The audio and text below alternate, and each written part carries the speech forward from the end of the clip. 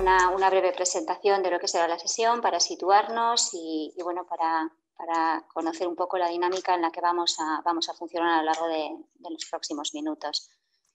Como bien saben, se titula Desafíos de la gestión de datos personales en época de pandemia. Intentarán los tres ponentes, al menos eso es lo que espero, y yo estoy absolutamente esperanzada e ilusionada, que respondan a muchas de las cuestiones y preguntas que todavía algunos nos seguimos haciendo. ¿Cuál es la base de legitimación en según qué situaciones? La situación de emergencia y la situación de pandemia lo justifica todo. El tratamiento de la información personal permanece y las normas son y siguen siendo de aplicación. La cesión de datos entre administraciones públicas, entre particulares o empresas y administraciones públicas tiene una base de legitimación suficiente, es necesario el consentimiento, es necesaria una base legal, se ha dado suficiente cobertura a la protección de datos. La Agencia Española de Protección de Datos, la Agencia Vasca, la Agencia Catalana han estado o han sabido estar a la altura. La sanidad privada, la sanidad pública han tratado como corresponde y con el deber de garantía constitucional los datos personales de los ciudadanos. Todo vale, todo es posible. Bueno, pues esperamos que a lo largo de los próximos minutos algunas de estas cuestiones se vayan dilucidando por los ponentes con los que hoy tenemos la fortuna de contar. En primer lugar, intervendrá Pablo Garrote, abogado, delegado de protección de datos del Grupo IMQ y profesor de la Facultad de Derecho, tanto en grado como en posgrado, y autor de algunas publicaciones, una muy reciente, como recordaba Iñaki, que hoy hemos tenido el placer de leer algunos en el diario La Ley. Pablo intervendrá contextualizando lo que ha sido su experiencia a lo largo de estos meses en la gestión de la información personal en el grupo en el que desempeña su labor. Muchísimas gracias, Pablo. Te cedo en este momento la palabra. Muchas gracias, Ana. Buenas tardes a todos. Como ha comentado Ana, voy a centrar mi exposición en explicar cuáles han sido los principales desafíos que ha supuesto la pandemia del COVID-19 en materia de protección de datos para los centros de salud privados, aunque entiendo que este análisis también es extrapolable a otros sectores de actividad. Para que todos sepamos un poco de lo que estamos hablando, el sector de salud privada representa aproximadamente 1/3 del gasto total sanitario en Euskadi, según datos del año 2020 de la Fundación IDIS, Instituto para el Desarrollo e Integración de la Sanidad. Por tanto, aunque con respecto al sector de salud pública es minoritario, no deja de representar una parte relevante de la actividad sanitaria y, por tanto, entiendo que puede ser de interés analizar. Entonces, en mi experiencia como delegado de protección de datos del Grupo IMQ, que cuenta con 2 hospitales y 20 clínicas, los principales desafíos durante este año largo que llevamos de pandemia del COVID-19 en materia de protección de datos han tenido que ver con el tratamiento de datos de salud de nuestros médicos y de nuestros pacientes, y en especial el tratamiento de si tenían síntomas o si estaban contagiados por el COVID-19. Cuando hablo de pacientes no me refiero a pacientes ya en planta que están tratados por la enfermedad, sino a pacientes o usuarios que acuden a nuestros centros a la hora de darles acceso a los mismos o de denegarles el acceso. A este respecto hay que recordar para la gente que está asistiendo a este foro que los datos de salud se configuran en nuestro ordenamiento jurídico como categorías especiales de datos, al igual que datos personales que revelen el origen étnico o racial, las opiniones políticas, las convicciones religiosas o filosóficas, la afiliación sindical o los datos relativos a la vida sexual o orientación sexual de una persona física. Y el artículo 9.1 del Reglamento Europeo de Protección de Datos establece que el tratamiento de estos datos está prohibido, salvo que sean algunas de las excepciones del artículo 9.2. Por tanto, todo lo relacionado con el tratamiento de datos de salud es por definición muy restringido. No solamente se tiene que tener una fuente de legitimidad de tratamiento conforme al artículo 6, como para tratar cualquier otro dato de carácter personal, sino que además debemos de estar en uno de los supuestos excepcionales de tratamiento del artículo 9.2 del reglamento. Por tanto, pues esta ha sido un poco la dificultad con la que nos hemos encontrado y en concreto por centrar las preguntas que voy a abordar durante mi exposición van a ser las siguientes. En relación con el personal de nuestros hospitales, de nuestros centros de salud, pero insisto en que también puede ser extrapolable a a otros sectores de actividad. En mi caso concreto, nuestros médicos, nuestras enfermeras, ¿tiene el hospital o la clínica privada derecho a conocer si sus empleados presentan síntomas o están contagiados con el COVID-19? Véase que la pregunta, ¿no?, va muchísimo más allá de si tiene una enfermedad que justifique su baja laboral, que es el tratamiento habitual que se le venía dando hasta el momento de la pandemia. Implica conocer si la persona está contagiada por una enfermedad concreta, por el COVID-19, o si presenta síntomas propios de esa enfermedad, ¿no? Es una cosa que hasta ahora no se había producido. Y por lo tanto, bueno, pues esta es una de las preguntas a las que voy a intentar contestar. Derivada de esta pregunta, también en relación con nuestros médicos, con nuestras enfermeras, es si pueden los hospitales o las clínicas transmitir esa información de si un médico tiene síntomas o está contagiado con el COVID-19 al resto del personal de la empresa. Coordinadores, compañeros, bueno, contestaremos a esta cuestión. El segundo bloque al que quiero dar respuesta, por lo tanto, por un lado, médicos, que digo, también puede ser empleados, ¿no? Digo, para que cada uno en su posición lo extrapole a su situación particular. Por otro lado, pacientes, usuarios, y para que el resto de sectores lo extrapoléis quizás a vuestro sector de actividad, podríamos hablar de clientes.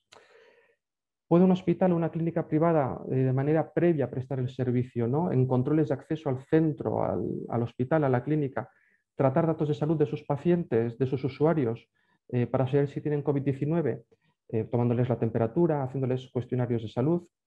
Me imagino que muchos de vosotros habréis visto durante este año que ha sido bastante común a la entrada de hospitales y clínicas, pero también en otros lugares, que se os tomaran, igual si habéis sido vosotros, la temperatura, o se os hicieran preguntas a vosotros, a parientes o amigos, o que se realizaran cuestionarios, ¿no?, de salud, generalmente pues, sobre si has tenido fiebre, si has tenido tos, pérdida de olfato, problemas respiratorios, ¿no?, en los últimos días, los últimos 2 o 3 días.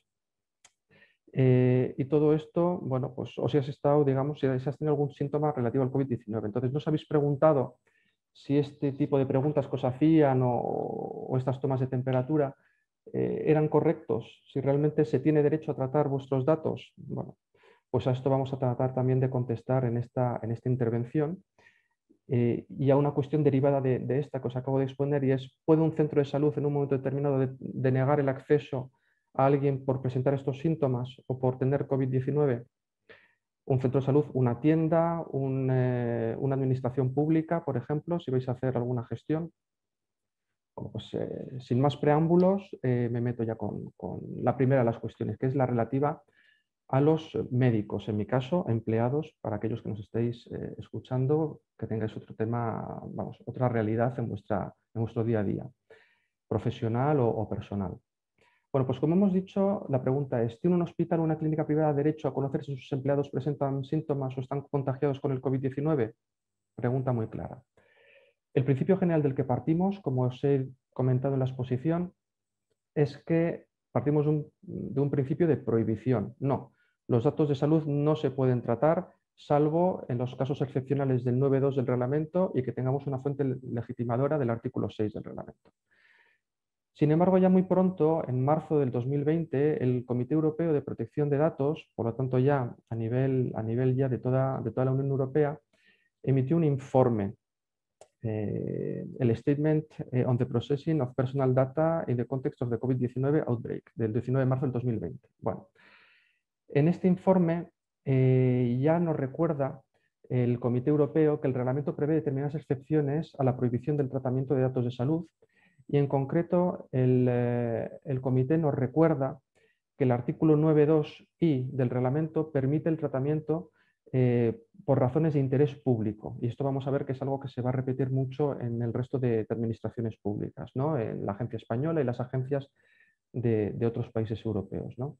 El tratamiento de datos de salud que sean necesarios por razones de interés público, como la protección frente a amenazas transfronterizas graves para la salud, o para garantizar elevados niveles de calidad y de seguridad en la asistencia sanitaria. Por lo tanto, aquí ya vemos que estamos entrando de lleno en nuestro supuesto del COVID-19 y de la pandemia que llevamos ya pues, más de un año padeciendo, ¿no? También justificaría el Comité Europeo este tipo de tratamientos cuando hay una ley europea o nacional que lo prevea, o cuando sea necesario para proteger intereses vitales del interesado o de otra persona física.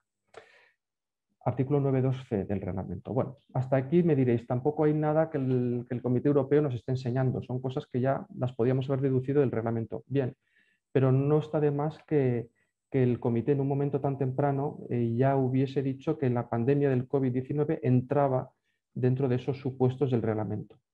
Pero quizás el kit de la cuestión viene con un pronunciamiento muy cercano a ese momento que hizo también en marzo del 2020 la Agencia Española de Protección de Datos, que fue un paso más allá. La Agencia Española, en dos informes que emite, uno sobre preguntas frecuentes de coronavirus y otro, por si queréis coger la referencia, sería el informe del Gabinete Jurídico 17/2020, de marzo del año 2020, ya va un paso más allá, como digo, e indica que los empleadores pueden tratar los datos de salud de las personas trabajadoras relacionados con el coronavirus. Ya no es que tratemos datos de salud, sino que vayamos directos al fondo de la cuestión de si un empleado tiene o no tiene coronavirus. Esto es un cambio radical para todos aquellos que trabajéis en el ámbito pues, de la empresa, incluso de la administración pública.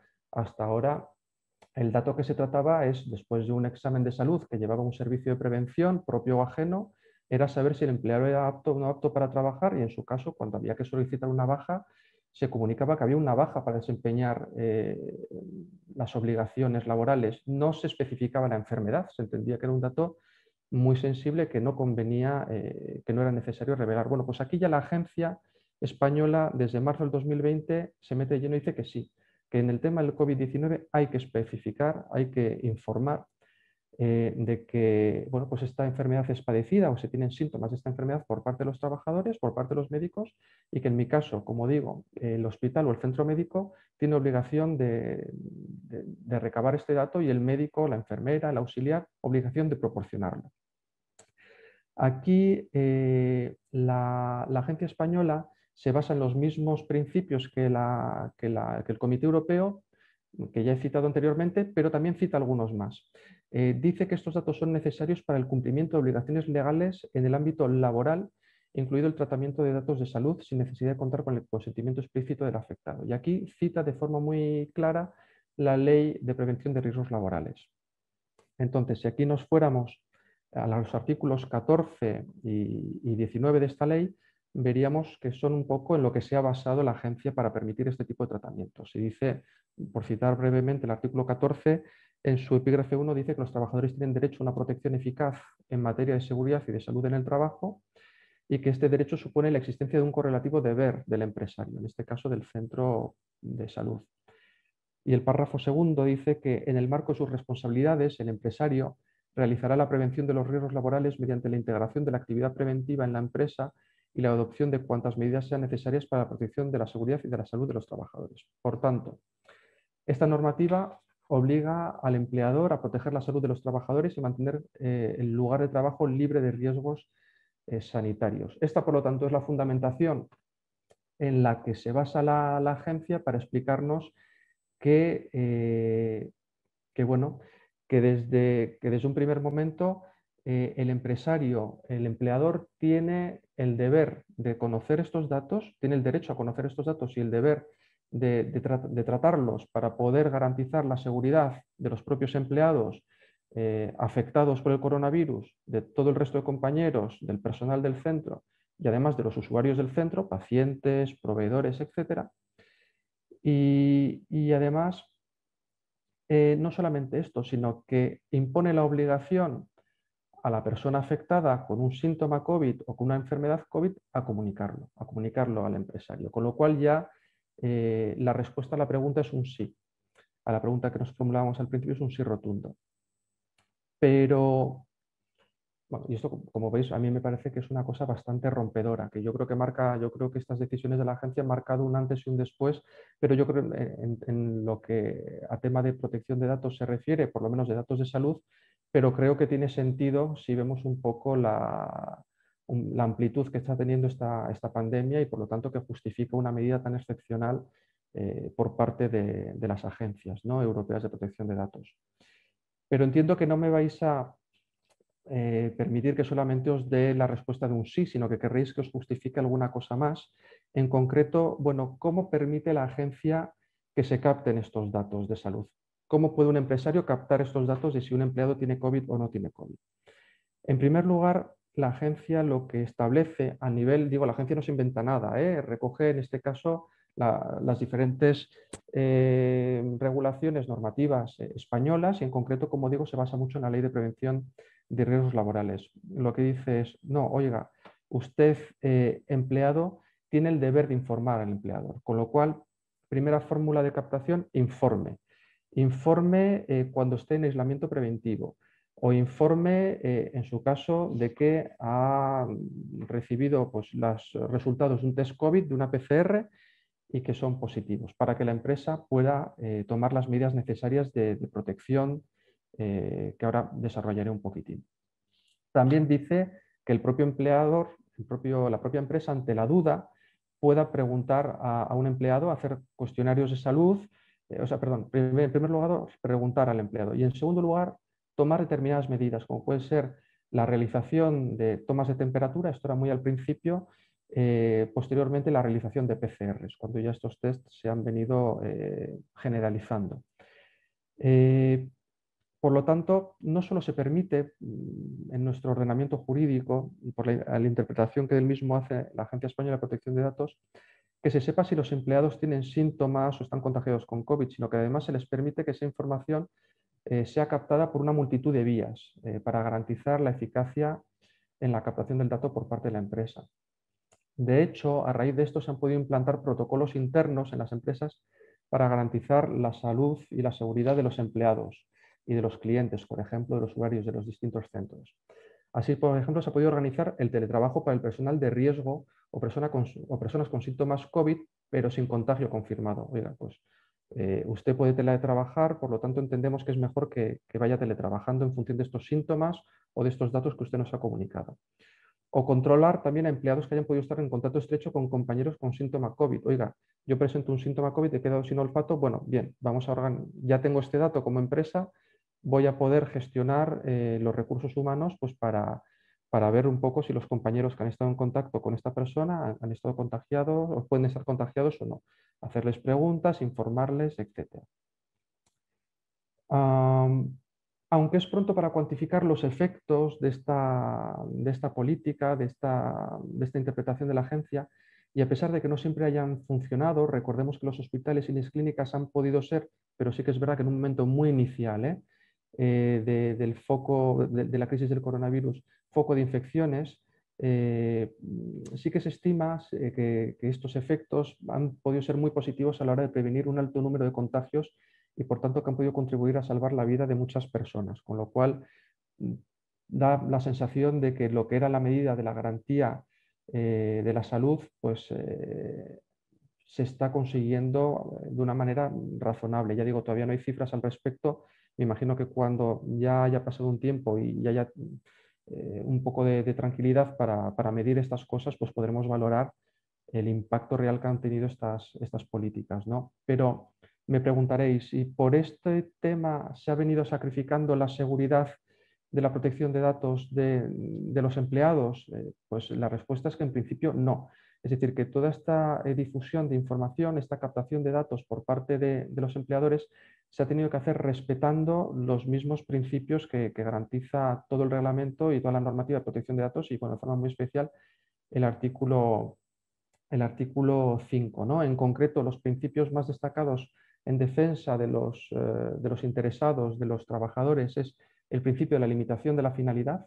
Esto es, ni el hospital, ni el centro de salud, ni cualquier empresa que haya captado estos datos ha podido hacerlo para una finalidad distinta que no haya sido la de prevenir el COVID y la de tomar medidas que estén enmarcadas en esto. No se han podido tomar a ningún otro efecto, ni se puede tomar a ningún otro efecto. El principio de minimización de datos. Los datos que en su caso se capten tienen que ser única y exclusivamente para determinar si hay síntomas COVID o si hay una enfermedad COVID. No se pueden tratar otros datos adicionales de salud. Por lo tanto, esto es importante. Los cuestionarios de salud que se puedan hacer, que se pueden realizar, tienen que estar muy circunscritos a este tema y no pueden abordar otros distintos. Y también es importante el principio de minimización de la conservación, de minimización del plazo de la conservación. Conserve estos datos única y exclusivamente durante el tiempo mínimo imprescindible para adoptar estas medidas anti-COVID y no se conserve ni un día más, ¿no? Con lo cual, bueno, si a esto le sumamos que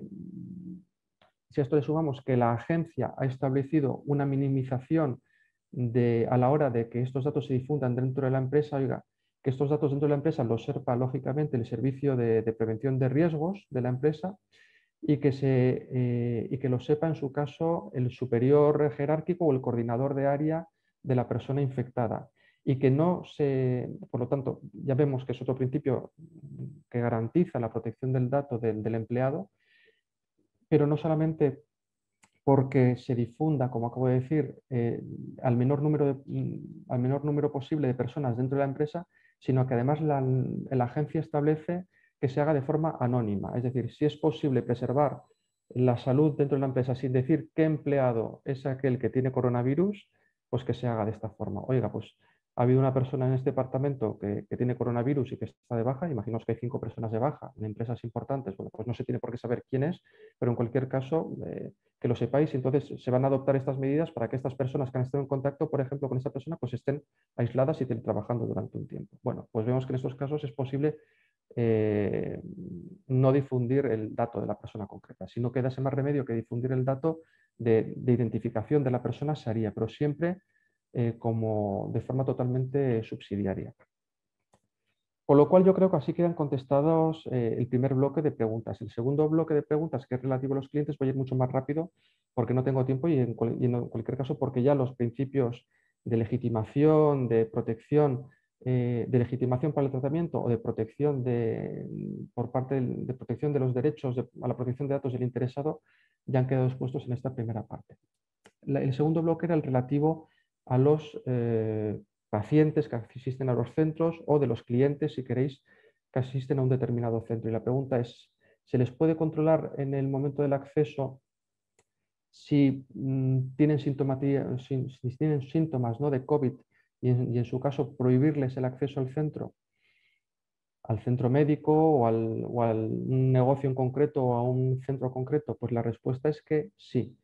La respuesta es que sí y además la agencia española en los informes que os he mencionado lo dicen de forma bastante clara, que se pueden realizar tratamientos a la hora bueno, pues de controlar si alguien tiene esos síntomas, si alguien tiene esa sintomatología para en su caso denegarle el acceso a un centro.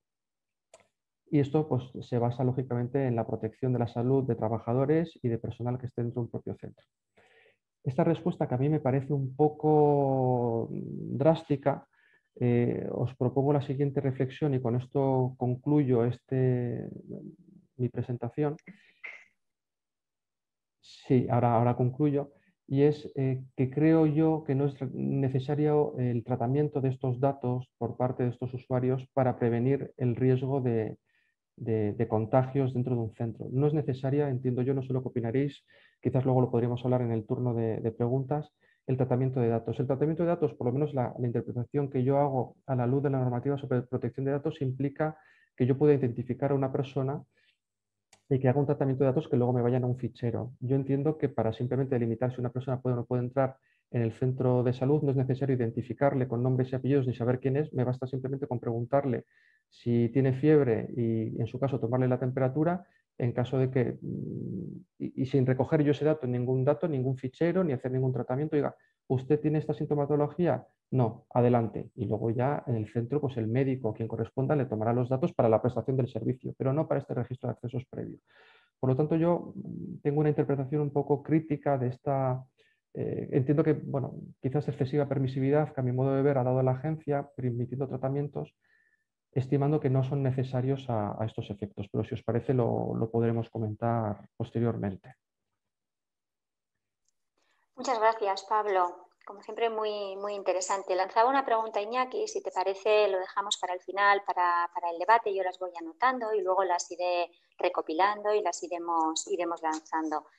A continuación es el turno de intervención de Daniel Villar, delegado de Protección de Datos de Osakidetza, que va a centrar, yo creo, un poquito el debate en el ámbito de la sanidad pública. Pablo lo ha hecho desde la perspectiva del ámbito privado, sector privado, y ahora Daniel nos va a hacer una referencia al ámbito de la sanidad pública. Se centrará pues en el tratamiento de la información personal de personas confinadas, los rastreadores, el tratamiento de la información por parte de los rastreadores y también que sucede también en el ámbito de la educación, el tratamiento de la información relacionada con menores, el entorno de los menores. Pues muchísimas gracias, Daniel. Cuando quieras, te cedo la palabra. Pues muchísimas gracias, Ana. Y nada, quería daros las gracias tanto a ti como a la universidad por la invitación. Y nada, esperamos que podamos tener un bonito debate a continuación, ¿verdad? Yo había preparado una presentación por si podía ser ilustrativa para alguien, porque quería simplemente fijar dos conceptos nada más, ¿de acuerdo? Por un lado, cómo tenemos organizada la arquitectura institucional en el ámbito de la salud, ¿de acuerdo? ¿Cuáles son las bases legales que tenemos para poder tratar los datos de las personas que tratamos desde Osakidetza y desde Salud, ¿de acuerdo? Con dos ejemplos que quizás sean ilustrativos. Y luego parece que había mucho, no sé, bueno, mucho interés en relación con la parte de la vacunación y ahí, pues bueno, también intentaré contar un poquitín cuál es la experiencia que llevamos de momento en Osakidetza, ¿de acuerdo? Bueno, esto evidentemente es por todo el mundo sabido. Tenemos una normativa horizontal, europea, estatal, autonómica también, con la Agencia Vasca de Protección de Datos, en relación con los tratamientos de datos personales. Pero también en salud tenemos una normativa muy potente, vertical, que nos regula no solamente qué es lo que hacemos, sino también tiene colisión con los tratamientos de datos, ¿no? Además, también, por todos he sabido que, como ha empezado diciendo Pablo, hemos legislado a todo correr desde hace un año y tenemos legislación estatal y autonómica pues, muy ad hoc, muy rápida, para ir resolviendo los problemas que íbamos teniendo poco a poco.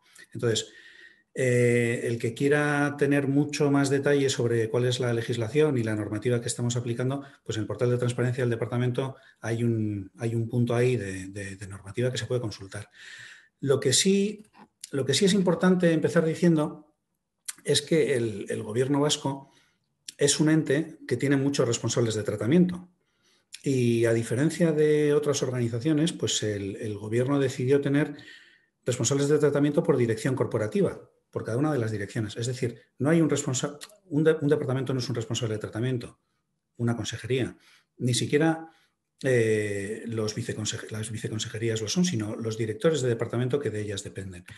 Eso en el ámbito de la salud, como se puede consultar también en la web del gobierno, ahí podéis ver cada uno de los distintos responsables de tratamiento que tenemos en el Departamento de Salud, a diferencia de Osakidetza, que Osakidetza es un ente que es un único responsable de tratamiento. En el ámbito que estamos hablando del COVID,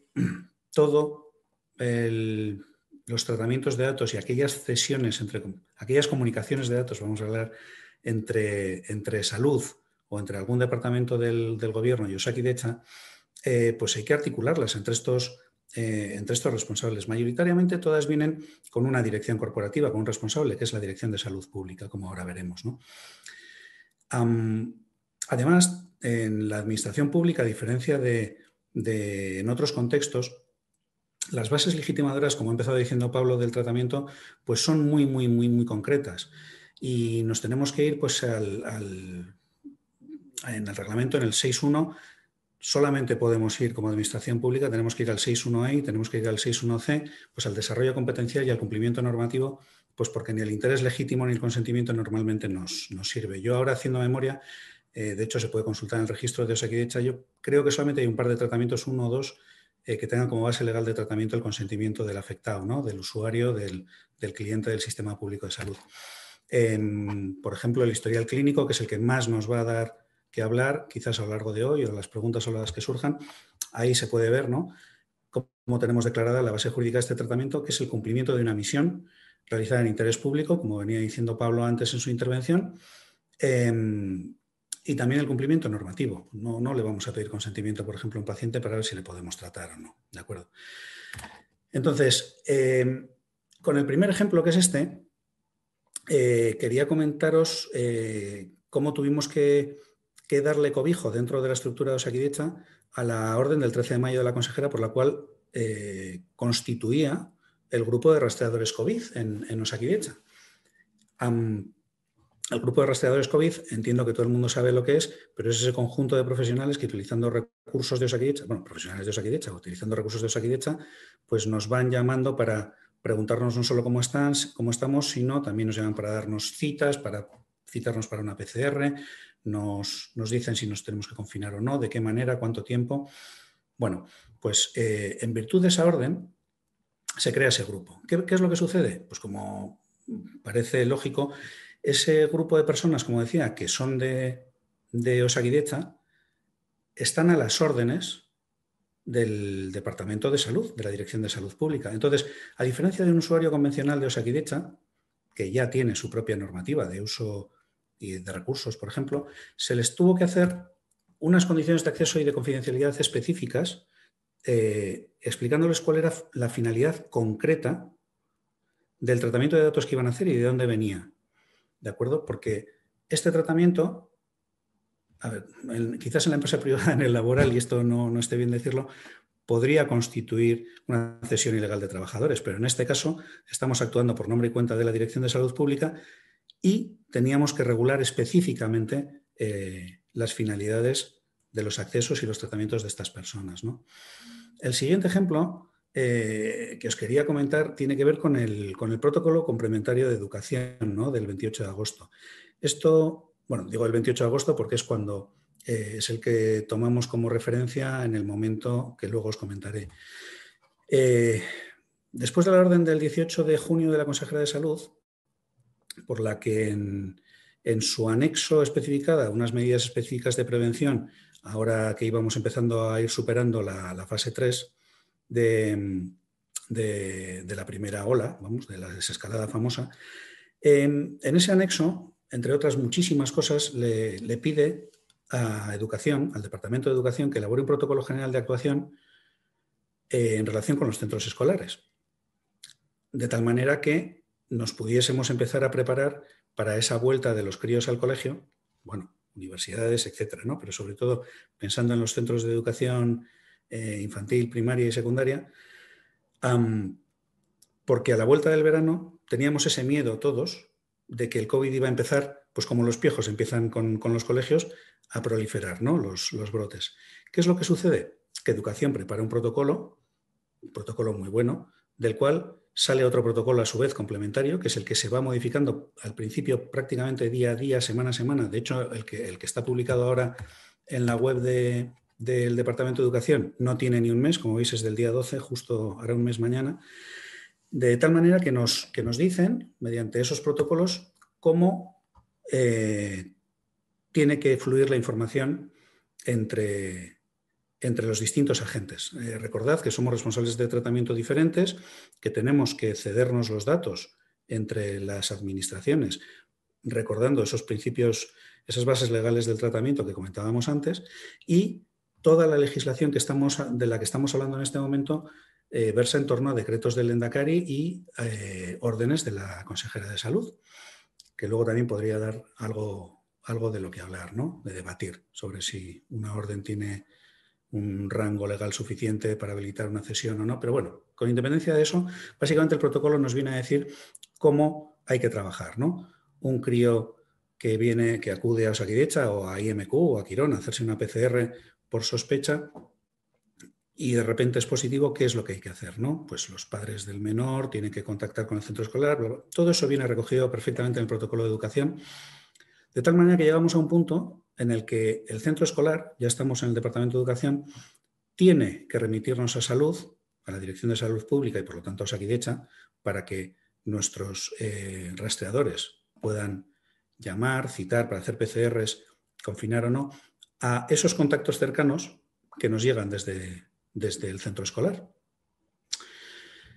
La cuestión es que, claro, con un positivo, pues no pasa mucho. En la medida en la que empiezas a tener muchos positivos en distintos cursos o en distintos aulas, lo que es verdaderamente interesante no es solamente controlar a aquellas personas que son positivos y los contactos, sino gestionar como sistema de salud el brote como brote. Es decir, tengo un brote en tal gela, de tal curso, de tal colegio. Entonces, en todo ese flujo de información que estamos viendo que se puede hacer porque nos lo habilitaba el protocolo, resulta que identificamos una posibilidad de optimización.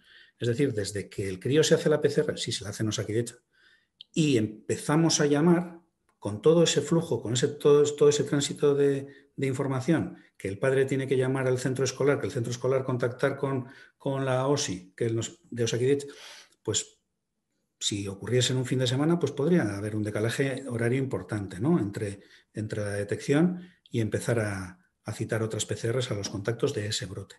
Entonces, se planteó esa posibilidad de gestión anticipada de los brotes desde el momento en el que detectamos una PCR positiva, no tener que esperar a todo ese flujo de información, sino de alguna manera precargar en los sistemas de información todos los críos que están en todas las velas, en todos los cursos, de todos los coles, y hacer esas agrupaciones, de tal manera que nos pudiese resultar, digamos, más óptimo hacer la gestión por el grupo de rastreadores. Eso implica, pues eso, lo que os pongo ahí, un cruce de datos entre dos sistemas de información distintos. Ante ese problema,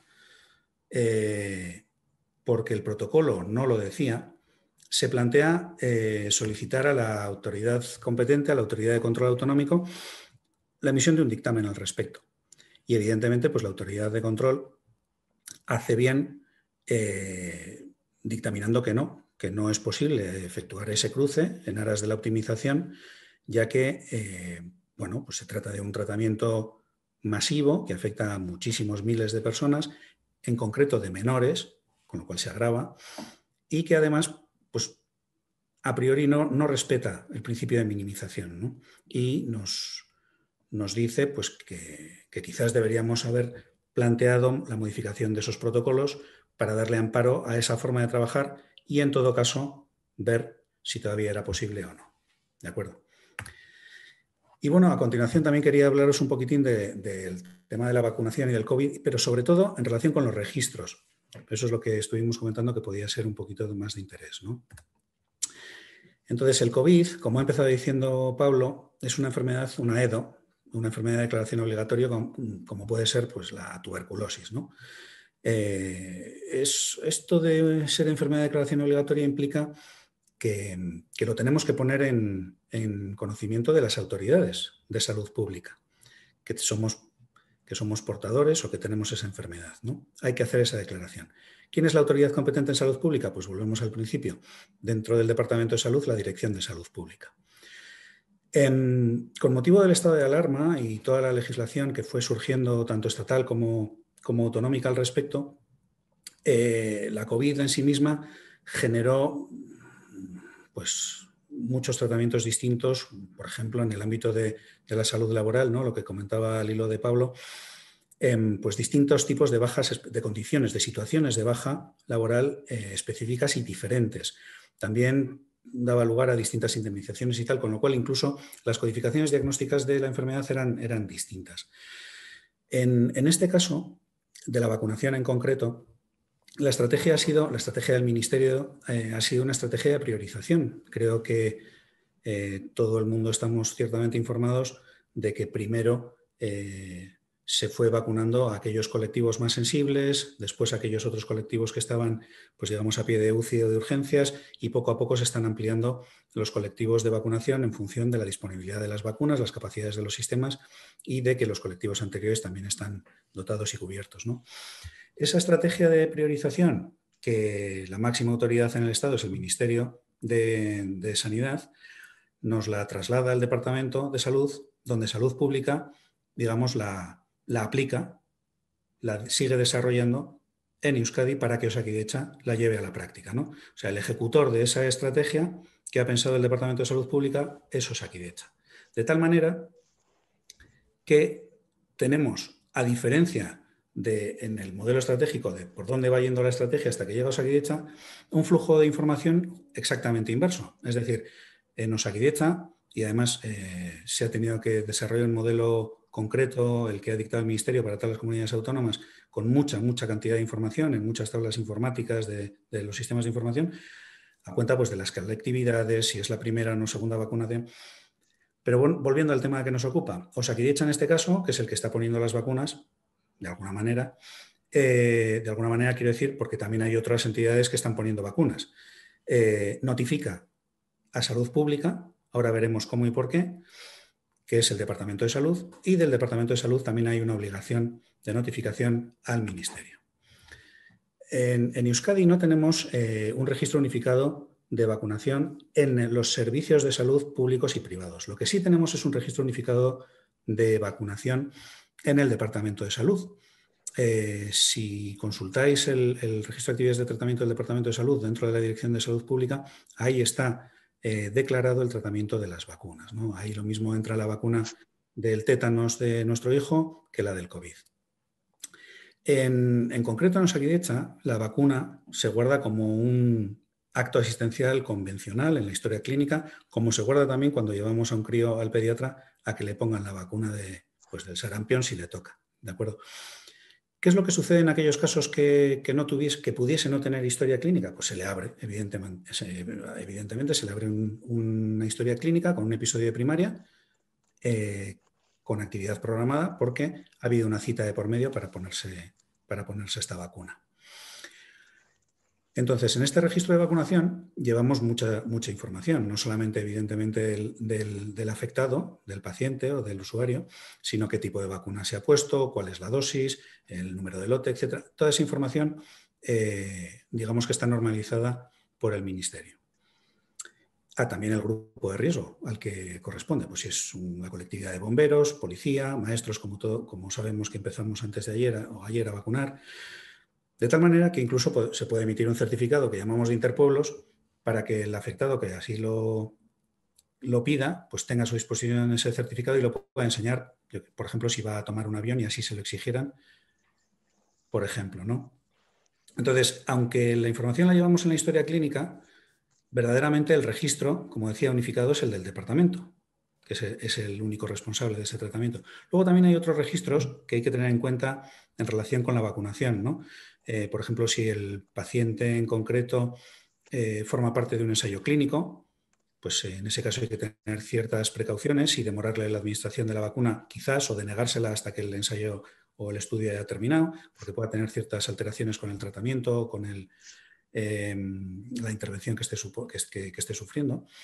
Y luego también uno muy importante, que es el de reacciones adversas, que se está controlando muchísimo porque pues, de todos es sabido que las autorizaciones que han recibido estos fármacos, estas vacunas, han sido todas de urgencia y aunque los ensayos clínicos han aportado mucha información al respecto, pues también hay que llevar y dar notificación a farmacovigilancia de todas aquellas reacciones adversas que estos fármacos, que estas vacunas puedan suponer.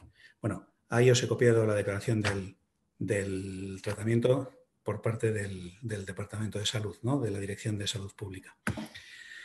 Entonces, esto en la práctica, claro, yo estoy hablando y sobre todo muy rápido porque no quiero quitarle tiempo a Iñaki. Esto en la práctica, ¿cómo se hace? Porque claro, he dicho muchas cosas, pero si se ve en un formulario yo creo que todo el mundo lo puede entender, ¿no? Pues en la historia clínica, como os comentaba, hay unos formularios expresamente diseñados para la vacunación del COVID, en los que se recogen todas estas informaciones. Pues, por ejemplo, el lote y código de barras se lee con una pistola, van a unos campos concretos, hay que identificar cuál es el colectivo profesional. Bueno, como os decía, hay muchas variables, hay muchas codificaciones que se han establecido entre las autoridades que nos tenemos que ir pasando para el control de las personas vacunadas y de las vacunas que se ponen. Sobre todo, esto que veis, si tiene enfermedades cardiovasculares y tal, tiene que ver con la parte de farmacovigilancia, más que otra cosa. Pero bueno, sobre todo determinar cuál es la vacuna que se pone, el lote y demás, ¿no? Aquí se puede ver un poquitín el evolutivo, el evolutivo vacunal sobre la primera dosis, segunda dosis, qué información se ha ido recogiendo, pues un lote distinto o no. Es decir, cada una de las administraciones que se han realizado, pues qué información se ha ido recogiendo en los sistemas de información. Para finalmente, y a petición del interesado, si así fuese, poderle emitir un certificado que no da mucha información, nada más que la imprescindible, que tiene que ver con cuándo se ha puesto la primera dosis, qué vacuna es y de qué lote es, para un futuro uso, el que quisiera darle el interesado, si así fuera. ¿De acuerdo? Y hasta aquí os quería contar. Sé que he ido muy deprisa. Aquí os dejo para Iñaki y el debate el próximo reto al que nos vamos a enfrentar en este ámbito, ¿no? con el tema de la vacunación, que es el famoso Digital Green Pass, y a ver qué nos da en el coloquio. Muchas gracias, Daniel. Muchas gracias a todos. Muchísimas gracias. Bueno, como decía Daniel, muchas cosas que se van sumando y que van quedando para ese debate final. A continuación, tiene turno de intervención y ponencia Iñaki Pariente. Iñaki Pariente es abogado, asesor externo de la Universidad de Deusto y profesor también de la Facultad de Derecho. Iñaki nos hablará y nos ilustrará sobre información personal relacionada con la salud en el ámbito del COVID, cesión de información, tratamiento de la información en el ámbito de las administraciones públicas y problemáticas varias relacionadas con posible registro de vacunación al margen del que pueden llevar las autoridades sanitarias, cesión de esa información, la utilización y con qué fines de esa información. Y por tanto, bueno, como él bien decía y como suele hacer siempre, deja muchos interrogantes encima de la mesa para que se genere debate y bueno, se avive la sesión al final de su intervención. Muchísimas gracias, Iñaki. Tienes el turno cuando quieras.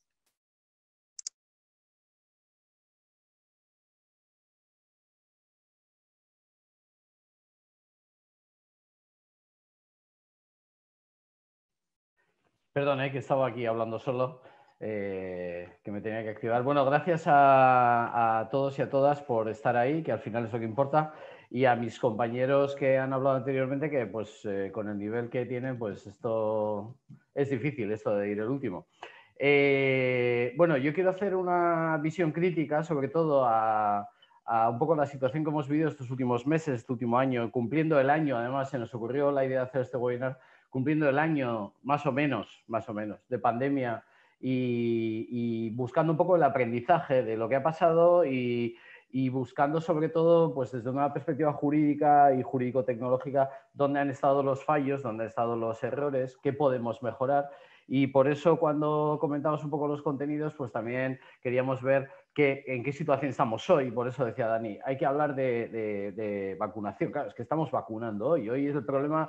Ya es, y yo lo ponía por ahí en alguna transparencia, estamos ya casi en la época post-COVID, en la época de la vacunación, empezamos a ver la salida, empezamos a ver, siguiendo con las medidas de confinamiento, etcétera, pero estamos en otro momento, en un momento ya un poco ya diferente al momento en el que estábamos, en el que hablábamos exclusivamente de contagio. Ahora hablamos de otras cosas, ¿no?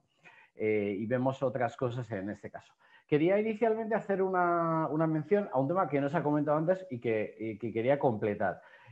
Cuando hablamos de datos de salud y de utilización de datos de salud en un contexto como el que estamos ahora, se ha hablado mucho estos últimos meses del considerando 46 del Reglamento General de Protección de Datos. Es decir, por un lado está el artículo 9 que nos dice cosas generales y ahora vamos a verlo en un caso concreto, pero no hay que perder de vista que el considerando 46 del reglamento nos dice cosas interesantes. El interés esencial o el interés vital de las personas, interés esencial para la vida de las personas como elemento importante, y además es una base jurídica que ha sido utilizada mucho para toda la aplicación de este periodo COVID y además que ha sido la base jurídica, ahora vamos a ver un caso concreto, para que se dicten normas que utilicen varias bases jurídicas combinadas, lo cual ya vamos a ver cómo ha sido el colmo del desconcierto que hemos vivido en estos tiempos. ¿Por qué hemos vivido este desconcierto? Porque no tenemos una norma de rango legal adaptada a las circunstancias que necesitábamos durante estos meses. No teníamos una norma que diera competencias claras para toda esta problemática que han puesto Pablo y Dani sobre la mesa, este intercambio de datos entre administraciones, estas actuaciones para poder obtener los datos de todos los estudiantes y poder anticiparse, que es algo que desde el punto de vista del sentido común cualquier persona nos diría, oye, sí, venga, hazlo, que esto es sensato, pero desde el punto de vista de la protección de datos, si no tenemos una norma que ampare una actuación concreta, nos vamos a aplicar los principios generales y los principios generales son muy complicados. Lo decía Pablo al principio, minimización de datos, tenemos que valorar, prohibidos los tratamientos masivos, hay que justificar una finalidad, anticiparse a lo que puede pasar es complicado y por eso toda esta época, ahora lo vamos a ver, como decía, con un caso ha sido muy complicada. Bueno, yo quiero comentar un par de 2 o 3 cosas muy un poco aisladas, pero que sirven para ilustrar esta época que hemos vivido en relación con los datos de salud, ¿no? Los datos de salud, que decía Pablo al principio, muy importantes, son una categoría especial de datos, son los datos más importantes y que muchas veces tratamos con cierto descuido en la empresa, en la administración, pero son los más importantes o de los más importantes que tenemos y que se tratan y además cuantitativamente con gran utilización. La Consejería de Sanidad de la Comunidad de Madrid adoptó en el mes de septiembre una orden muy curiosa, una orden que trataba de establecer un mecanismo de colaboración entre el departamento, y esto tiene un poco que ver con lo que decía antes, Dani, antes de este intercambio de datos, entre el Departamento de Sanidad, la Consejería de Sanidad, y los ayuntamientos, las administraciones locales de toda la Comunidad de Madrid, en aras a que colaboraran todas estas administraciones ayudando a la Comunidad de Madrid a vigilar el cumplimiento del confinamiento por parte de las personas. Es decir, personas confinadas, contagiadas o no, y personas que conviven o que tienen contacto directo y que son confinadas. Todo esto se dice, bueno, ¿esto cómo lo vamos a controlar? ¿Vamos a dejarlo en manos de la gente, que la gente lo puede incumplir? No, no. Vamos a tomar medidas. Y las medidas que se le ocurren a la Consejería de Sanidad es que la policía local colabore y pueda ir a visitar a la gente y controlar si la gente está en situación de confinamiento. Bueno, esto era dar los datos diariamente a cada ayuntamiento de toda la comunidad de las personas contagiadas, confinadas, evidentemente con datos de salud y con datos que el ayuntamiento no tenía. Para que esos datos acabaran en un coche patrulla de la policía municipal que fuera casa por casa viendo a ver si la gente estaba en su casa tocando el timbre y tampoco dice mucho más, porque no le dice podrías, evidentemente, entrar en el domicilio, seguro que no. ¿Qué más puedes hacer? Bueno, pues pasar lista casi. Bueno, para todo esto, la Comunidad de Madrid adopta una orden del consejero, porque no hay tiempo a hacer gran cosa más.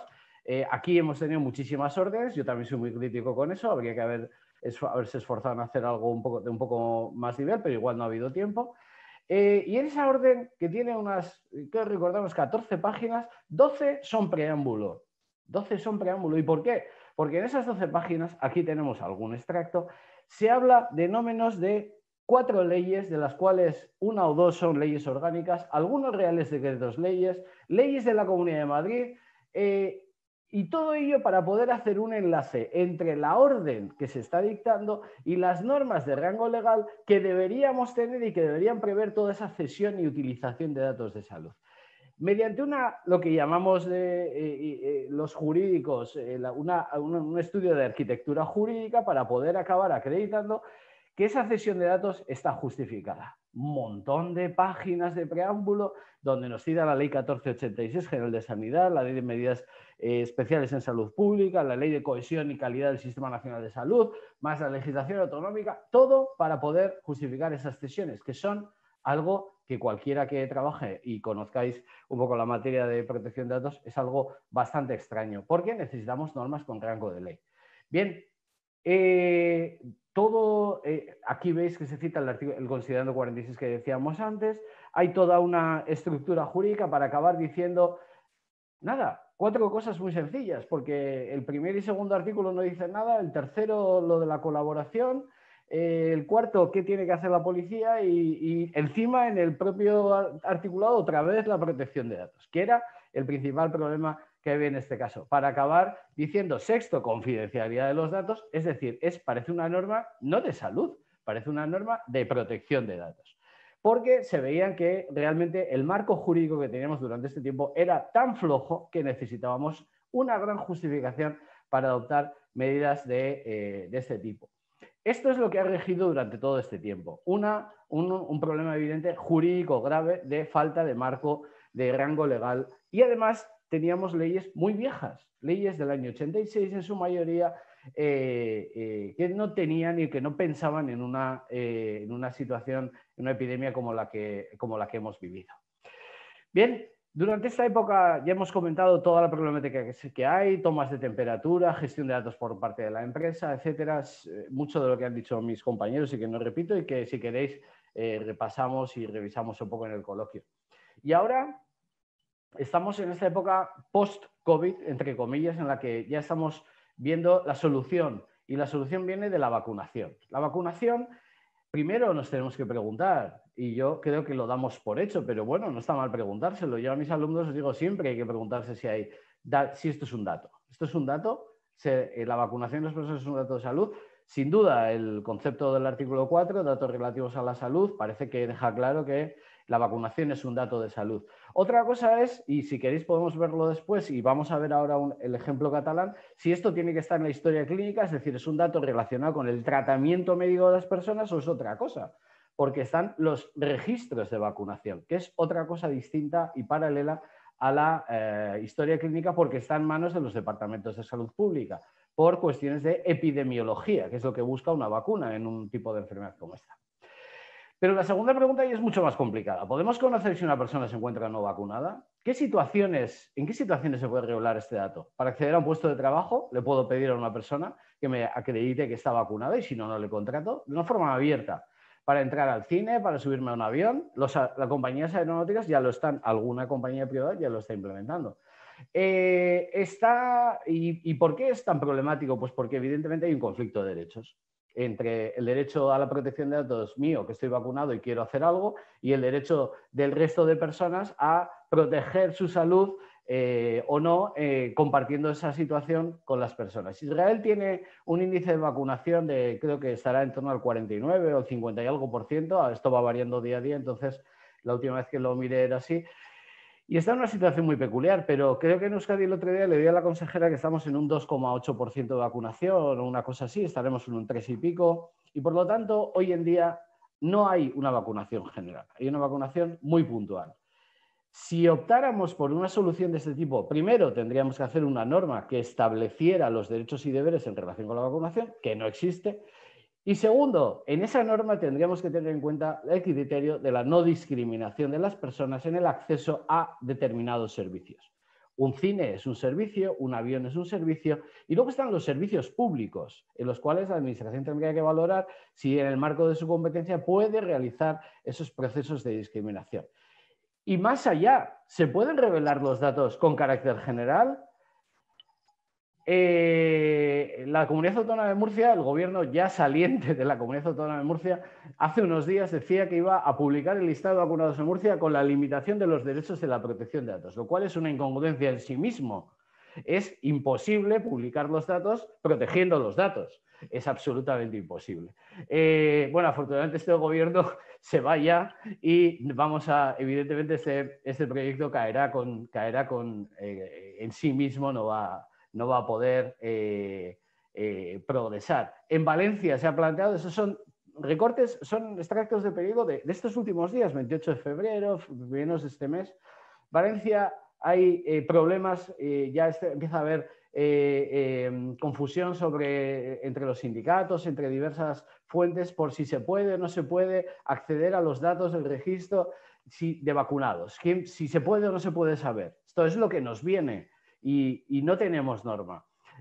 Comentábamos antes de empezar cómo Galicia quiere, no sabemos si al final se hará, hacer una ley en la que la vacunación es obligatoria y por lo tanto habrá un registro y además ese registro tendrá una utilización regulado en una norma con rango de ley. A ver qué dice. Porque ya sabéis que en materia de protección de datos al final lo que rige en la actuación administrativa es la ley y la ley dirá lo que diga. ¿Puede ser inconstitucional? Puede ser. Puede ser. De hecho, ya se ha avisado que si se aprobara esa ley se presentaría un recurso de inconstitucionalidad. Una vez que estamos vacunados, ese dato, decía Dani, pasa al registro de vacunación y a la historia clínica. En la Comunidad de Madrid ya está previsto, por ejemplo, que el dato pase del registro de vacunación a la historia clínica para que cada persona lo tenga en la tarjeta sanitaria virtual, esa aplicación móvil que llevamos y que podemos descargar nuestros datos y en ese caso, pues cada persona libremente, si quiere, podrá revelar ese dato de yo estoy vacunado o no estoy vacunado. Creo que además comentábamos, y lo puede confirmar Dani en el turno de coloquio, que aquí también es posible descargarse un justificante de vacunación, de tal forma que Osakidetza me daría un justificante y yo lo podría utilizar voluntariamente, son mis datos y los podría utilizar donde yo quisiera. Ojo, yo los puedo utilizar voluntariamente, pero no se me puede exigir que los utilice, que son dos cosas muy diferentes. El certificado de vacunación digital, que sigue el Green Card o el Green Pass, este que está a punto de aprobar y se prevé para marzo, para mayo, que esté ya en vigor, lo dudo mucho, lo dudo mucho. El Supervisor Europeo de Protección de Datos no creo que, por lo menos tal y como se está planteando, no creo que tenga que pase esto. Crea grandes problemas de discriminación. Hay un artículo muy interesante de mi amigo Ricard Martínez, que os recomiendo la lectura en 5 días, hace esta misma semana, en el que pone de manifiesto de una forma muy, como es él, muy enérgica, las posibilidades de discriminación. La discriminación es el problema principal al que nos enfrentamos hoy, porque va a haber los vacunados y los no vacunados. Y los vacunados van a poder tener acceso a unos servicios que los no vacunados no. Además, teniendo en cuenta que la vacunación es libre. Ahora lo vamos a ver cómo se plantea esta decisión, porque la vacunación no es obligatoria en el ordenamiento jurídico actual. Una publicación también en un periódico hace unos días. La dimensión ética de la vacunación, las posibilidades de utilización del dato de vacunación desde una perspectiva ética. Los comités de bioética están opinando y están claramente en contra de esa utilización indiscriminada del dato. Y para terminar, y no sé si voy... Bueno, sí, 3 minutos, Ana, 3 minutos. Para terminar, sí que quiero presentaros bueno, no sé si es un ejemplo, porque tampoco quiero decir que es un buen ejemplo, pero por lo menos es un ejemplo de un esfuerzo regulatorio interesante que ha hecho la Generalitat de Cataluña. Fijaros en la situación de interinidad y de todo lo que ha podido estar, pero ha asumido y a instancias, en este caso ha participado activamente la Autoridad Catalana de Protección de Datos, porque me consta que ha sido así, en regular medidas organizativas para la gestión, para hacer frente a la crisis sanitaria. Eso es un decreto que se va modificando reiteradamente a lo largo del tiempo. Ha habido ya varias versiones, hay una de noviembre, hay otra de agosto. Bueno, hay varias versiones, hay varias modificaciones y regula la vacunación, cómo se tiene que producir la vacunación. Bueno, es un texto que nos dice, regula ese registro de vacunación, su contenido, los datos, y regula una cuestión curiosa, que es que los datos que constan en el registro solo pasarán a la historia clínica si la persona quiere, asumiendo y llevando al límite esa voluntariedad de la persona en el momento de la vacunación. No quieren que en la historia clínica conste, por ejemplo, el deseo de no vacunación. Os he sacado aquí, bueno, aquí se regula el registro de vacunación de Cataluña vinculado al COVID y los datos que constarían en el registro. Porque, y un tema muy importante, Dani ha presentado antes la pantalla de Osakidetza, de la ficha que tenéis. En el registro, tal y como está regulado en Cataluña, incluiríamos datos de identificación, vale, muy bien, datos relativos a la administración de la vacuna, la persona y la vacuna que se le pone y dónde se le pone y tal cual, pero se registra también el deseo de no ser vacunado, el deseo de no ser vacunado, como una voluntad de la persona. Lo cual me pregunto también si hasta cierto punto no sería, hasta en esa voluntad de no ser vacunado, un dato de salud, podría ser considerado un dato de salud. Solo se pasan los datos del registro a la historia si la persona quiere y de aquellas personas que quiera. Y además hay una regulación específica, ojo, que también es un problema del que podemos hablar y que pone en conexión un poco lo público y lo privado, de cómo se está articulando la vacunación en el entorno privado por mutuas o hospitales privados, no sé con qué relación, si por encargo, como una contratación o por derivación o cuál es la situación, de pacientes o de personas que se están vacunando por cuenta del sistema público, porque hoy en día solo vacuna el Departamento de Salud Pública, no tiene ninguna posibilidad de vacunar nadie al margen del sistema público. Bueno, Creo que sí, eso, los 3 minutos que te prometí, Ana. Bueno, aquí ya veis que hay muchos temas. Hemos intentado hacer un balance, un repaso un poco de todos. Hay muchos temas que han surgido en estos últimos meses, que hemos suscitado y lo que nos queda. Vale, gracias. Muy bien, muchísimas gracias, Iñaki. Muchísimas gracias a los tres. Se puede abrir o se abre, si les parece, un turno de preguntas, para que vayan planteando aquellas preguntas que, bueno, pues que estimen conveniente. No sé si hay quien quiere intervenir, ya sea a través del chat o directamente mediante la intervención directa, y daremos cuenta. Mientras se anima un poco el debate, yo recuerdo que Iñaki planteaba para Pablo una pequeña cuestión, y era qué sucede con aquella empresa que no solo quiere tomar la temperatura y dejar constancia de que se ha tomado la temperatura a un empleado, sino hacer un registro de que efectivamente a un empleado se le ha tomado la temperatura, cuál ha sido esta, para facilitar el acceso. Es decir, realmente ahí sí que se da un paso más, en lo que Pablo justo nos apuntaba al final, ¿no es eso? ¿Cómo lo vemos, Pablo? Pues efectivamente, bajo mi punto de vista, se da un paso más, ¿no?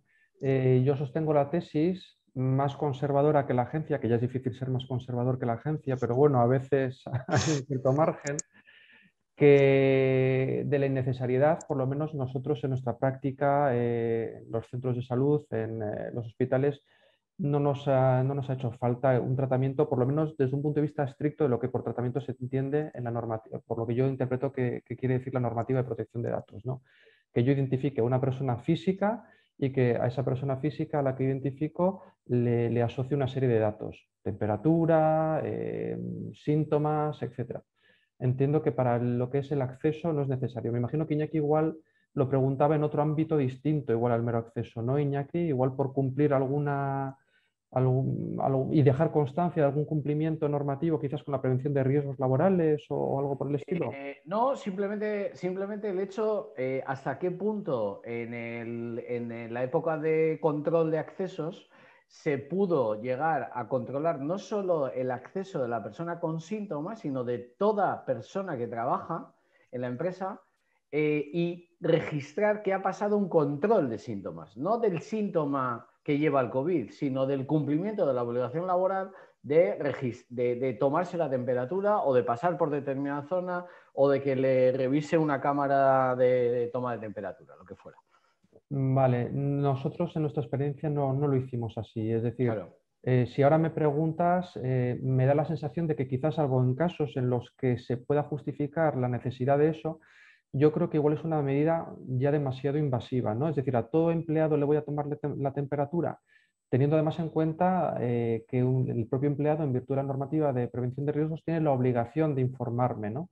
De si tiene algún síntoma. Sí que es verdad que en un primer momento muy inicial de la pandemia, más que tomas de temperatura, sí que se hicieron una serie de cuestionarios a los empleados, pero más que nada para ver si podían ser población de riesgo. Imagínate, pues persona que igual tiene alguna patología, no sé si os acordáis que al principio se decía que determinadas personas pues, con patologías previas podían ser más propicias, ¿no?, a contagiarse del virus, y que por lo tanto pues, convenía que se preservaran más, ¿no? Pues este tipo de cosas sí que es verdad que se hicieron al principio, pues para determinar en un primer lugar quién teletrabajaba y quién no. Luego ya es verdad que el teletrabajo se generalizó y entonces pues ya no había tanta discriminación a la hora de hacerlo, pero al principio sí, pero con esa finalidad concreta, y por lo tanto sí que se hizo un cuestionario de salud breve a esos efectos. Tomas de temperatura, PCRs, no, en mi experiencia no. Yo, Ana, sí que me gustaría preguntarle a Dani y ponerle así un poco en un aprieto, que le veo así muy serio. Si Osakidetza, dentro de la vacunación, el proceso de vacunación, recoge esa negativa, de alguna forma, esa no vacunación, el deseo de no vacunarse, o es simplemente el que acude y el que no, pues ya está. ¿Cómo se articula todo eso? Pues sí que me pones en un aprieto porque no sé contestarte. En este momento no sé contestarte.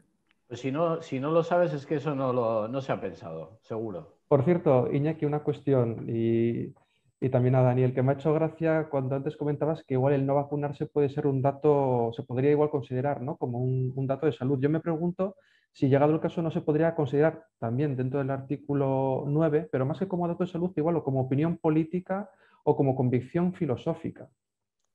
Totalmente de acuerdo, totalmente de acuerdo. Eso es.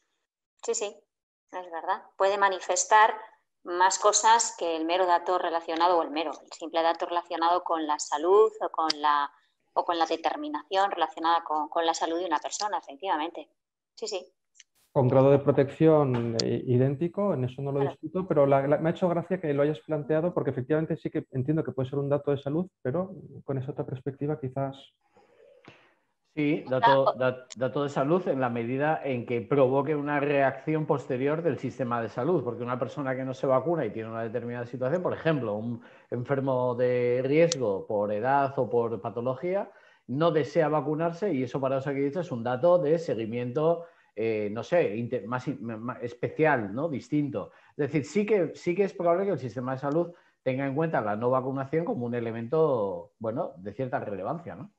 Sí, pero claro, siendo así y sobre la base de la naturaleza de esa información y de ese dato, habría que articular de una manera más garantista el registro o el tratamiento de esa información. Entiendo yo que no sería suficiente con una orden, ni muchísimo menos, teniendo en cuenta la naturaleza del dato que está planteando Pablo y que yo desde luego comparto, porque desvela mucha más información que la relativa a la salud o a la sanitaria.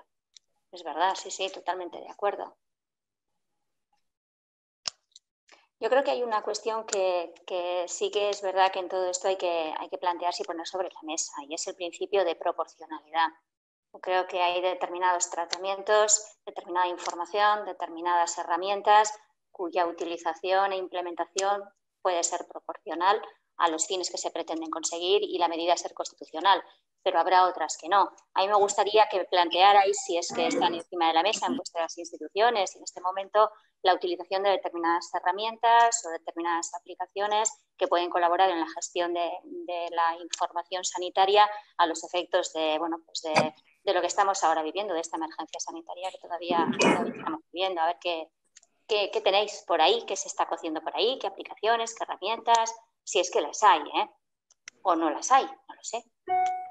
Pues por comentaros brevemente un poco en mi experiencia y efectivamente para disminuir estos riesgos que hablamos desde un punto de vista de la salud, pero también para determinadas implicaciones en materia de protección de datos, de controles de acceso, de denegaciones de acceso y demás, lo que se está generalizando, y entiendo que quizás en Osakidetza también, pero desde luego en el sector de la salud privada, son las consultas a distancia, las consultas médicas a distancia, tanto por vía telefónica como por videollamada. Y este tipo de herramientas que tienen la virtud, ¿no?, de que evitan el contacto directo entre un médico y un paciente y el que el paciente se tenga que desplazar al centro, que tenga que pasar determinados registros de acceso, etcétera, etcétera, tiene unas implicaciones en materia de protección de datos que es un poco lo que aquí estamos abordando, ¿no? Y se nos plantean muchas preguntas desde cómo puedo, ¿no?, a través de una herramienta de este tipo, un teléfono o un videochat, identificar, cómo puede un médico identificar correctamente a un paciente, cuando eso es una de sus obligaciones principales en virtud, ¿no?, de la normativa sanitaria, de la ley de autonomía del paciente, y etcétera.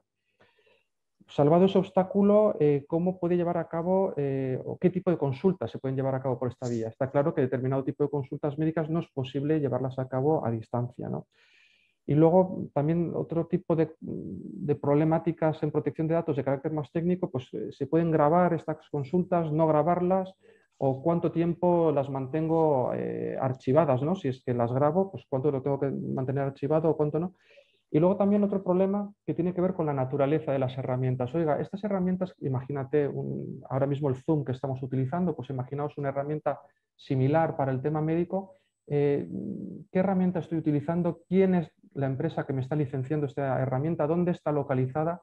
Entre un médico que está igual en Zorrozaurre, ¿no?, en Deusto, en el barrio de Deusto de Bilbao, y un paciente que está igual en la calle Rafaela Ibarra, a pocos metros, pero que se están comunicando por una herramienta de videollamada, ¿por dónde están pasando esos datos? ¿Están pasando por Estados Unidos? ¿Dónde tienen los servidores? ¿Dónde queda alojada en caso de que se grabe esa información? ¿En algún servidor en el estado de Dakota del Norte? ¿qué normativa le aplica? ¿No? ¿Se están produciendo cesiones internacionales de datos? Bueno, pues ya vemos que algo tan sencillo, y más aún cuando estamos hablando de consultas que tienen que ver con datos personales, pero con datos de salud, una vez más, especialmente protegidos, pues tiene una serie de implicaciones muy importantes. Y bueno, pues quizás esto dificulta un poco su implementación a gran escala, pero ahí vamos. Y lo que antes antes de marzo o febrero del año pasado, era una práctica marginal, desde luego en la sanidad privada se está extendiendo mucho. Muchísimas gracias, Pablo.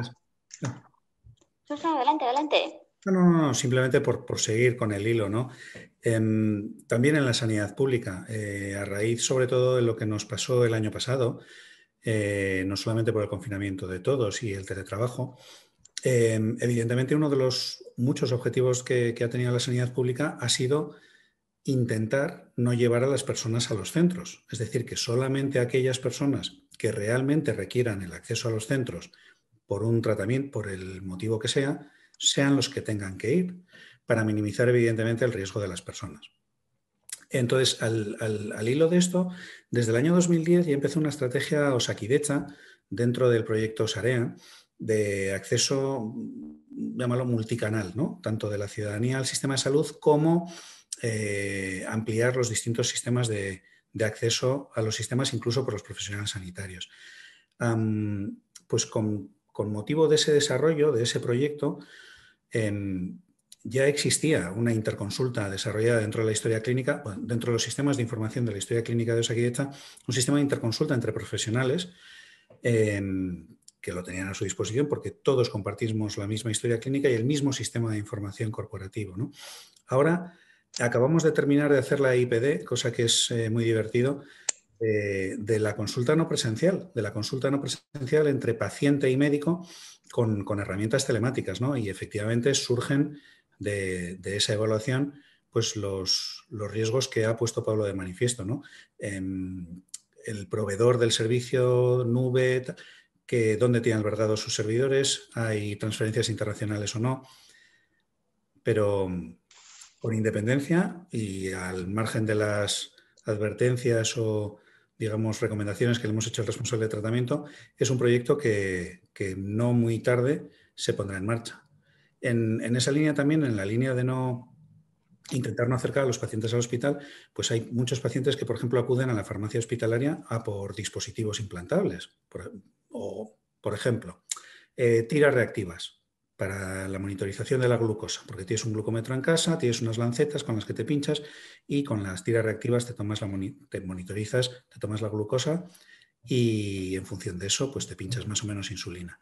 Bueno, pues con la finalidad de que eso no suceda, desde los sistemas públicos de salud estamos enviando a domicilio, a través del proveedor, estamos enviando a domicilio determinados elementos, ¿no? Para hacer que la gente pues, solamente acceda a los centros sanitarios cuando verdaderamente es importante. Y lo de lo que planteabais, pero es bastante más banal. Se contacta con los clientes, o en este caso pacientes, a través de WhatsApp. Y es habitual, en algunos casos es frecuente en el ámbito de la sanidad privada, que el recordatorio de la consulta, de la cita médica, se haga a través del teléfono WhatsApp. Y esa consulta pues, puede ser de medicina general, pero puede ser de psiquiatría, puede ser de psicología. Y evidentemente ahí, bueno, pues también entra el derecho a la protección de datos, la necesidad del consentimiento o no consentimiento. Y esta es una cuestión que también entiendo yo que es verdad que no llega al nivel de gestión de información y de datos que ahora estamos planteando, pero al paciente pues le preocupa. O en este caso a la paciente le puede preocupar que la propia consulta le haga a través de WhatsApp un recordatorio de una información. Hay que consentir que se haga ese recordatorio. Es suficiente entender que hay una relación médico-paciente para que se pueda hacer ese recordatorio en lugar de por teléfono a través de un contacto WhatsApp privado. No me refiero al business, sino al privado. O como se desvela más información de la necesaria, como el acceso al estado, a la fotografía a través del WhatsApp, implica una, vamos a decir, mayor visibilización de datos personales, habría que consentir. Ahí también yo creo que hay una importante cuestión que al paciente igual ahora no le preocupa tanto porque le viene muy bien para manejar sus citas, pero que seguramente en algún momento dado puede dar ciertos problemas en materia de protección de datos. A ver cómo lo planteáis, cómo lo veis. Yo creo que es un tema importante, ¿eh? Creo que el recordatorio no es, digamos, un tratamiento del dato del servicio médico. Entiendo que es un tratamiento de los servicios administrativos que rodean al servicio médico, desde pues, la cita, la facturación del servicio, bueno, en el caso de la salud privada me refiero. Entonces, claro, aquí habría que un poco bajar al detalle, Ana, y yo entiendo que no es lo mismo que te llegue un mensaje a tu móvil, por ejemplo, vía WhatsApp, que bueno, yo intentaría en cualquier caso evitar los WhatsApps, irme a otro tipo de vías de comunicación a distancia. Pero bueno, quizás Daniel, que conoce más los temas informáticos, pueda aclararnos si WhatsApp es un medio seguro o no. Desde luego nosotros a día de hoy no lo consideramos así, ¿no? Pero yo no soy un experto en estos temas informáticos. Pero decía Ana, no es lo mismo que, voy a poner un ejemplo mío, que me llegue que llegue un mensaje a mi nombre, a mi teléfono, o imagínate a un teléfono erróneo, porque se ha producido un error y que ponga Pablo Garrote, que es mi nombre. Te recordamos que mañana tienes a las 5 una cita de psicología en tal centro. O que diga, eso es un mensaje que ahí se está revelando en ese mensaje muchos datos. O simplemente un mensaje que diga, le recordamos, sin indicar la persona a quien va dirigido, le recordamos que mañana tiene una cita médica, sin indicar tampoco la especialidad médica. Es verdad que si eso se comunica por error, imagínate, si en vez de a mí ese mensaje te llega a ti, dirás, uy, pues si no tengo ninguna cita médica, que esto es un error, pero desde luego no sabrás que Pablo Garrote tenía una cita médica con su psicólogo, ¿no? Entonces, bueno, sin entrar, que desde luego hay materia para hablar de si se pueden mandar esos mensajes o no, y si es necesario consentimiento o no. Sin entrar en esa profundidad de momento, si queréis, entramos, creo que un primer paso sería, bueno, ¿qué pongo en ese mensaje? ¿Y cómo limito los riesgos gracias al contenido del mensaje? Ese sería un primer paso, Sí. limitar el contenido de esa información, pero claro, si no revelas determinada información, igual la persona que lo recibe, pues tampoco, al no recibir información más detallada, tampoco le da mucha cuenta. Yo me refería también a que desde el propio centro de gestión administrativa, a través del WhatsApp, están accediendo a determinada información, pues que igual no es necesaria, que no la necesitan para la gestión administrativa de la cita que están realizando, como es acceder a un estado, acceder a una foto, acceder a una serie de informaciones adicionales que nada tienen que ver tampoco con la gestión de esa cita médica. Por ahí va un poco, ¿no?, la cuestión, o bueno, por lo menos el debate en este sentido. Yo, y por alusiones, lo único que Sí. diría es que el WhatsApp no es un medio que consideramos seguro. De hecho, ya se hizo la IPD en su día a estos efectos, y por eso utilizamos los SMS como canal de recordatorio de citas. Evidentemente, un error administrativo puede ocurrir en cualquier momento y le puede llegar un mensaje por error a la hora de la recogida de la información a cualquiera. Pero efectivamente hay que trabajar el contenido del mensaje y tal, como decías. Pero desde luego en ningún caso nos hemos planteado utilizar WhatsApp o un mecanismo equivalente para notificar la información, salvo el SMS. De hecho, Osakidetza implantó para toda esta época, y llevándolo un poco al tema del COVID, toda la comunicación de resultado de pruebas, que ahí ha habido un enorme volumen de comunicación de datos a través de SMS. O sea que ahí sí que la IPD, la evaluación de impacto sobre la privacidad, ha funcionado bien, ¿no? Sí, bueno, no solamente para la comunicación de los resultados de las PCR, bien positivas o negativas, y de los test de antígenos, que efectivamente ahí se le ha dado mucho tute a ese sistema, sino, por ejemplo, pensad ahora en la colectividad de maestros de los centros educativos que precisamente reciben un SMS ex ante antes de solicitar la cita. Se les notifica vía SMS que ya pueden pedir su cita.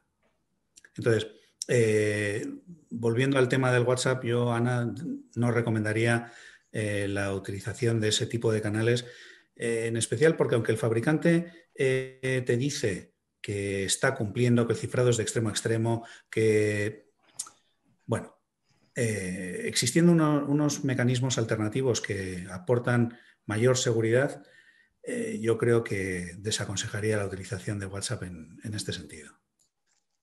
Muy bien, Muchísimas gracias. Yo no sé si el debate se anima, si las personas que han estado con nosotros a lo largo de estos minutos quieren intervenir, plantear alguna duda o alguna cuestión a los ponentes.